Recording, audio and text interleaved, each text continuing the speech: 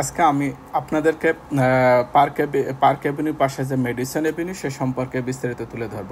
1811 সালে কমিশনের প্ল্যানে প্রতিষ্ঠিত মূল ম্যানহাটন স্ট্রিট গ্রিডের অংশ ছিল না মেডিসন এভিনিউ, এবং 1836 সালে পার্ক এভিনিউ পূর্বে চতুর্থ এবং পঞ্চম এভিনিউর মধ্যে খোদাই করা হয়েছিল আইনজীবী এবং real estate developer Samuel B রাগলাসের প্রচেষ্টার ফলে, যিনি পূর্বে 1831 সালে নিউ ইয়র্কের গ্রামার্সি পার্ক কিনেছিলেন এবং উন্নয়ন করেছিলেন এবং কর্তৃপক্ষকে চতুর্থ অ্যাভিনিউ বর্তমান পার্ক এভিনিউ সাউথ এবং থার্ড এভিনিউর মধ্যে লেক্সিংটন যে এভিনিউটি আছে আরভিং প্লেস তৈরি করতে রাজি করান, যাতে এটি পরিষেবা পায় বা সবাই এটা কাজ করতে পারে।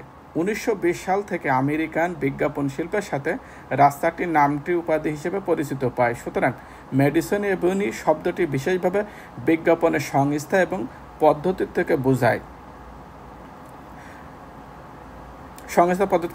উইলিয়াম সাপারের মতে মেডিসন এভিনিউ কৌশল আবেগ নিয়ে খেলার জন্য যোগাযোগের মাধ্যমে কৌশলগত চতুর্থ ব্যবহার করা হয় মেডিসন এভিনিউটিতে। এখন মেডিসন এভিনিউ মনে করেন যে এটা Madison Square name after James মেডিসনের নাম অনুসারে হয়। এটার ওনার হলো নিউ ইয়র্ক সিটি এবং মেইনটেনেন্স করে New York City Department of Transportation. Length হলো 6 মাইল এবং লোকেশন হলো কি ম্যানহাটন, নিউ ইয়র্ক সিটি। এর পোস্টাল কোড আছে অনেকগুলো আছে। সাউথ হলো 23rd স্ট্রিট এবং ফ্লাটন, এবং উপরে হলো হার্লেম, যা আমরা 142 পর্যন্ত বিস্তারিত।